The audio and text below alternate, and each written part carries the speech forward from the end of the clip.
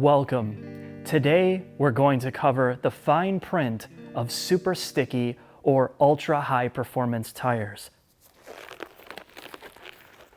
Okay, that didn't work too well.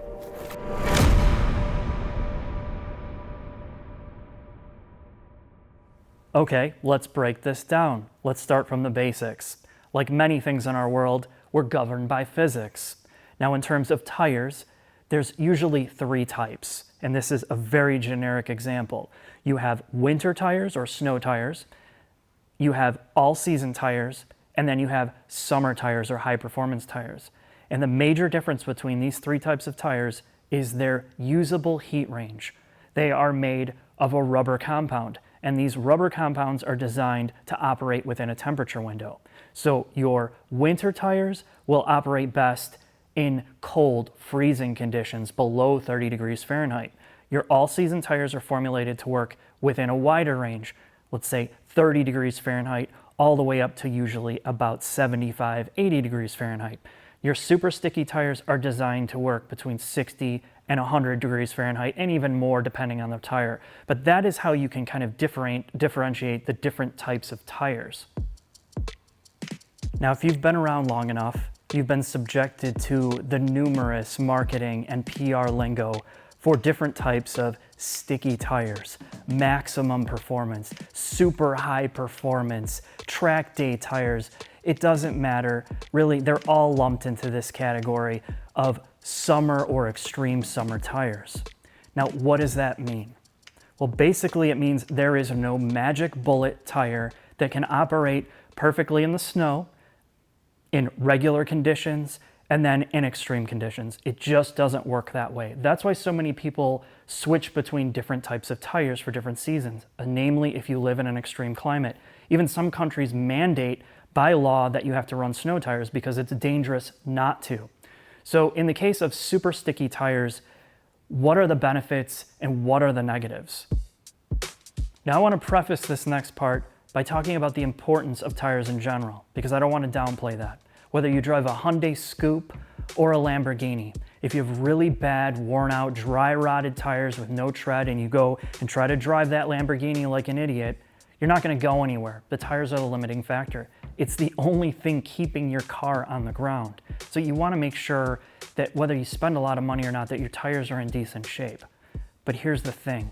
When you go to the tire stores, when you go online, you're going to constantly be flooded by people saying, well, you got to spend the most money for tires. You can't cheap out on tires. The more money you spend, the better it is. That's not true at all.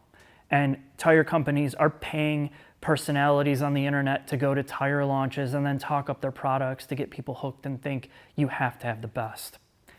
You just need to have the right tire for what you're doing. Every few years, a new tire comes out that people jump on the bandwagon to buy. They have to have the stickiest tire. This past 2 years, it's been the Bridgestone RE71R, a tire that Bridgestone has borrowed some of their race compound to put in a street tire. And the huge benefits are it has an extremely high temperature range. When you get out on the track or on an autocross, you can reduce your lap time about a second on a track compared to a comparable tire, or even in an autocross, it's about a half a second faster than most of the competing tires. And that is a big deal if you're competing. Now, the negative part about that is the tread wear is abysmal. You might only get 6 track days or 4 track days out of it compared to something just a little bit harder that you might get 10 or 11 track days out of. The same thing goes for street use. You know, this tire might only be good for 6,000 to 8,000 miles if you're putting it around, whereas a competing tire might be good for 12,000. So is that expense for a tire worth it?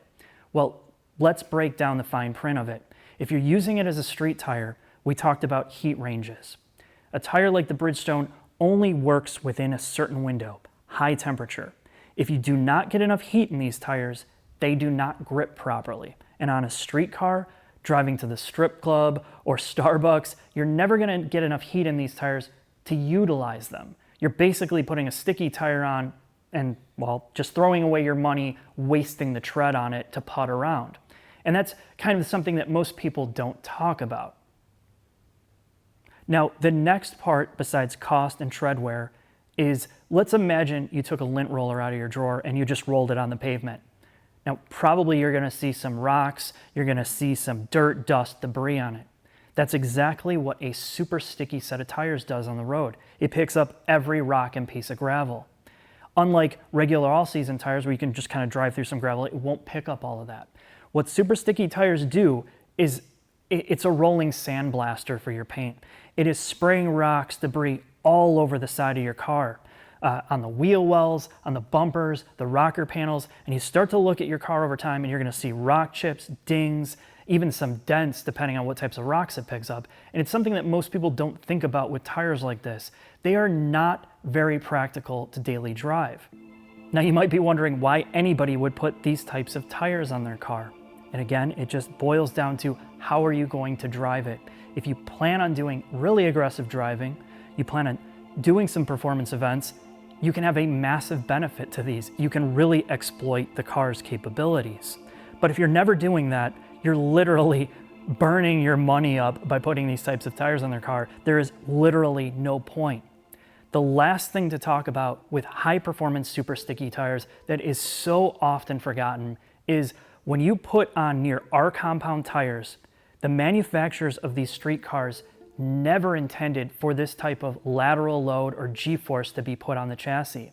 When they're designing things like suspension arms, bushings, suspension dampers, and spring rates, they look at it from the type of tire that they're designing to put on the car, not some near race compound level of rubber. So when you put these types of tires on a car and you're driving them on a track event, the first thing you're doing is you're putting more load on the wheel bearings, you're putting more load on sway bar end links, bushings, dampers, springs, and you're going to have accelerated wear on all the components that were never designed to handle these higher G-forces. They might have put softer bushings in the car for more compliance, and now you are deflecting and stretching out all the things that they never intended this car to be doing.